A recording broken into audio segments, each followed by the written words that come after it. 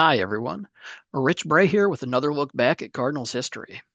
Today, I want to discuss the trade that made Roger Maris a St. Louis Cardinal.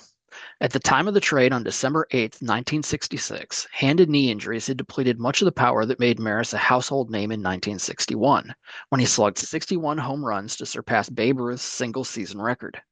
Despite winning back-to-back AL MVP awards in 1960 and 1961, Maris never enjoyed a good relationship with the New York media, and that relationship only deteriorated as injuries took their toll. In 1966, as Maris played through a knee injury, Yankees manager Ralph Houck cautioned him to run only when he had to.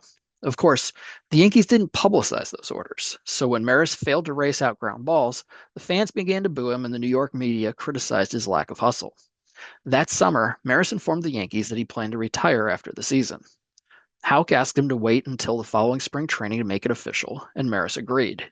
But when Yankees general manager Lee MacPhail called in December to confirm Maris's retirement plans, the Yankees slugger became suspicious and asked MacPhail if he was planning to trade him. MacPhail told Maris that the Yankees had no intentions of dealing him. However, MacPhail was indeed shopping Maris around the league, finally settling on a deal with St. Louis.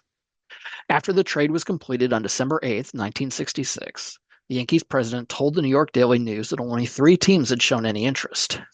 He listed the reasons, quote, one, he has a peculiar attitude and everybody seems to know it, MacPhail said. Two, he is 32 years old. Three, his physical condition has been questionable lately. Four, he has just had two bad seasons. Five, he has been talking about quitting. Six, he makes over $70,000. End quote. The Cardinals, however, were in desperate need of offense after finishing last in the National League in scoring in 1966. To get Maris, they parted with 28-year-old third baseman Charley Smith. Smith, who had replaced Ken Boyer as the Cardinals' starting third baseman that season, hit 266 with 10 homers and 43 RBIs in his lone season with St. Louis. Now he was headed to New York, where he would replace Ken's brother Cleet, who had been traded from the Yankees to the Braves earlier that offseason. Across two seasons with the Yankees, Smith hit 224 with 10 homers and 45 RBIs in 181 games. He played one season with the Cubs in 1969 before retiring. Meanwhile, Maris, who had only told a few people about his plans to retire, was initially uncertain whether he would report to St. Louis.